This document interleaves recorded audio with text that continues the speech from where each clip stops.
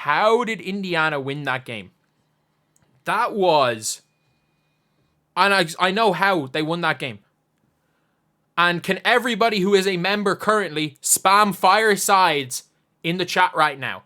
For anyone who is new, if you guys could subscribe, it'd be greatly appreciated. If we can somehow get to 22,000 subscribers by the end of the day, that would be incredible. But this was a game that showed Christy Sides is so out of her depth as far as a coach goes. So let's talk about how the game starts. Minnesota played a pretty decent second half of basketball. They were so garbage in the first half. But it was 38-all. To start off the game, Caitlin Clark was playing basically power forward. She was playing power forward to start the game. One of her worst first starts to a game I've ever seen. Kelsey Mitchell did Kelsey Mitchell things as expected. For the Lynx, none of them were good in the first half. Really, nobody... Sorry, Courtney Williams was pretty good in the first half, and that was really it. It was 38 each, but they were playing badly. Both teams were playing bad. And then the second quarter comes along, and it's looking even worse. It's looking even worse. Like, this is a 30... Aaliyah Boston balled, by the way. The only reason that this was a tight game was Aaliyah Boston and Alyssa Smith going out there and scoring.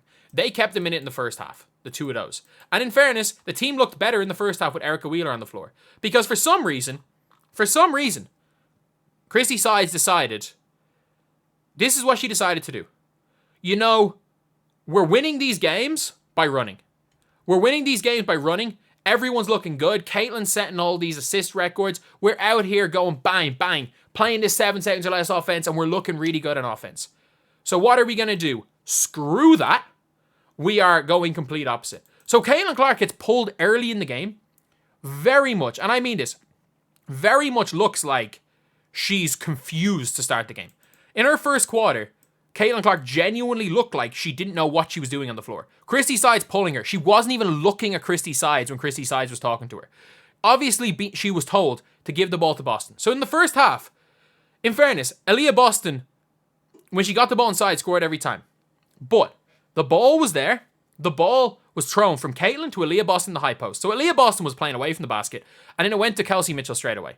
Thank you for the membership. And by the way, anyone watching this as a video, $1 and you can spam firesides in the comments.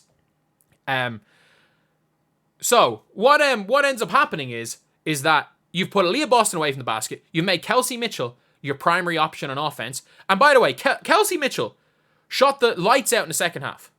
She was 8 of 18. She was something like she made, I think, her last 5 shots. She was so bad in the first half as the first option. When they started playing the style of play they've been winning, she was brilliant. She's a brilliant player to finish a play, just not to be a playmaker. And then, obviously, Caitlin being told to go off. The third quarter was the worst quarter I've ever seen Caitlin Clark play. So they start off the quarter running. Bang, bang, bang, assist, assist, assist. It's all looking good. And then it goes back to Caitlin Clark, you're no longer a point guard. Go and pass the ball and start cutting. And then she just started chucking. Like, every time Caitlin touched the ball in the third quarter, something was wrong.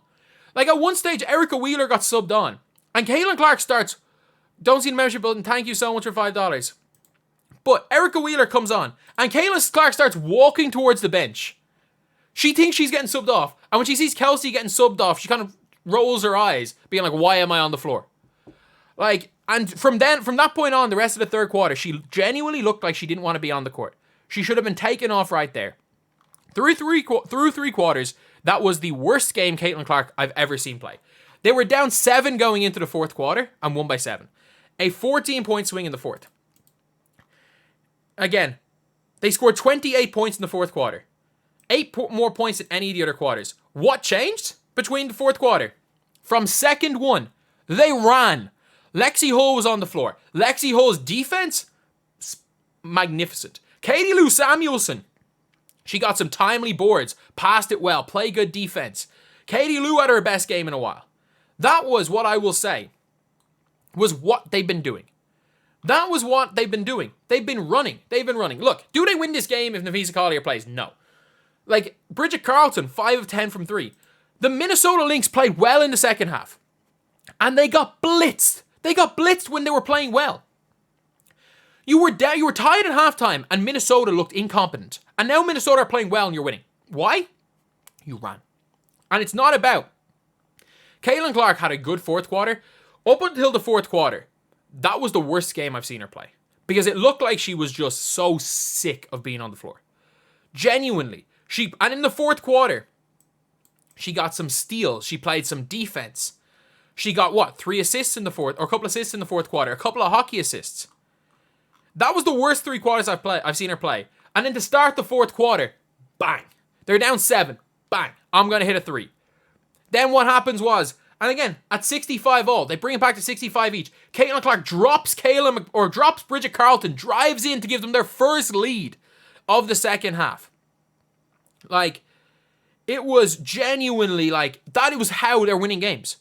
That is how they're winning games. The MVP of the Indiana Fever, it was like, defensively in the second half, Aaliyah Boston, take a bow. Fantastic on defense. She got every single board. We want subscriber badges for paid members. I'll make them eventually. I made the emotes today. I'll make them eventually, don't worry. The MVP today, Aaliyah Boston. Kelsey Mitchell's second half. 3 of 11 in the first half. 5 of 7 in the second half. She shot the ball less and scored more points. Why? Because Caitlin was finding her where she was open. And if Caitlin wasn't finding her, she'd find Katie Lou who'd make the extra pass to her. The game becomes easier.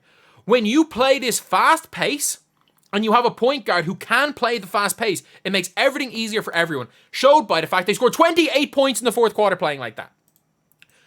This was the most obvious case of coaching malpractice nearly losing you a game. When your best player doesn't even want to be on the floor, you know something's gone wrong. When your best player doesn't want to be on the floor. And look, that is kind of the one problem it seems when it comes to Caitlin Clark, is that when things are going real bad, she listens to sides too much. And that's where the problem is that she listens to sides and then is annoyed about it. Like, it's nothing to do with Caitlin Clark being tired. She was way better in the fourth quarter than any other quarter. Thank you guys. We got 1,800 in here. We got 600 likes. If we can somehow hit 1,000, that would be insane. 380. But the biggest problem, I think, when it comes to Caitlin Clark is that she listens too much to Christy Sides and then is annoyed about it. So, like, when you're watching her play, she does what Christy Sides tells her to do, but pouts while doing it. You either do 2 things. Thank you for the $5. You either don't listen to your coach and do your own thing, which they did in the fourth quarter and it worked. They do that. You either don't listen to your coach. Thank you for that's a mid-tier. That's a $5 sub. But you either don't listen to your coach and play your game, or you listen to your coach and you don't do it while pouting. That is a big problem with with Caitlin Clark, is that she's frustrated, but she still does what her coach says. You've got to override the coach. You just have to. Like, even if you're a team player, you got to just do what the Chicago Bulls have done. Like, there's a team, I'm not joking, there's a team in, like, I coach a semi-professional basketball. Like, there are pros and the teams, pros from everywhere. Like, there are these teams. There is a team that did really, really well in the league, that had the worst coach in the league, because their whole team had their own group chat, and they said, screw this, we're running our own plays. And they did great. That is what the Fever need to do. They need to literally just say, screw you, Christy Sides, we're playing our game. And if Erica Wheeler, like, she's not going to lose games on purpose. If Erica Wheeler's the only person that's playing that style of play, and Damiris Dantas, like, it's not going to happen. It's not going to happen. But that was, through 3 quarters, the worst game I've seen Caitlin Clark play. Because, look, and I've said it in my other video, if you're going to tell Caitlin Clark, go pass the ball and stand in the corner, take her off the floor. Genuinely, take her off the floor. You don't, like, if you want a 3-point shooting team, you're not going to put Shaquille O'Neal on the floor. If you want to for example, if you want to spread the floor around a dominant big man, you don't put in a non-shooter. Like, if you want to spread the floor around Joel Embiid, you don't play Andre Roberson. So, that is the issue. Is like, you got to play style. If you're going to play Caitlin Clark 38 minutes a game, you need to play a specific style. Because 5 of 17 is going to keep happening. She's going to shoot frustration shots. That was a bad game. And that is the worst. That is the worst thing, is that you could see in that game. You could see up until the fourth quarter, it was pass the ball to Aaliyah Boston, get out of the way, and the ball was never crossed. Never crossed the other side of the floor. The problem is that this team doesn't have any motion offense. They don't have any passing. Whichever side the point guard passes to, when they aren't running the pick and roll, the ball will never be reversed. So it stays on that side. So, look, that was a great win. That was a great win. That was a win caused by 28 points playing the style. And look, Caitlin Clark had a good fourth quarter. But the best players in the fourth quarter, Lexi Hull's defense, Kelsey Mitchell hitting shots, Aaliyah Boston's defense, is why they won the game. That is why they won the fourth quarter. That is why they won the fourth quarter. And they won the fourth quarter because they said, screw you, Christy Sides, we're winning this game. That's why they won the game. That is why they won the game. And look, the stat line is so misleading. Look, I know she shot 17 times for 17 points. Like, she had 17 points, 6 assists, 3 boards. It's not the worst stat line in the world. She was terrible up until the fourth quarter. She was terrible through 3 quarters. Like, that was bad. But again, the system that is run, like the system, the Caitlin Clark system does not mean Caitlin Clark has to get double-doubles. It does not mean Caitlin Clark has to play, like, has to have all these points. The Caitlin Clark system is a run and gun style that no team can deal with. We saw it today. No team can deal with the run and gun style. Caitlin Clark is the best orchestrator for the run and gun style in the league. And that even when she plays bad, even when she plays badly, the style of play will help everybody else out. And again, this was another game like the Mercury game, where Kayla McBride goes 4 of 14 for 11 points. The best player on the other team was sacrificed for defense. So look, the coach that doesn't respect her, the Team USA coach, sacrificed their best player to guard her, even on an off day. But anyway, yeah, that is the video. Fire Christy Sides.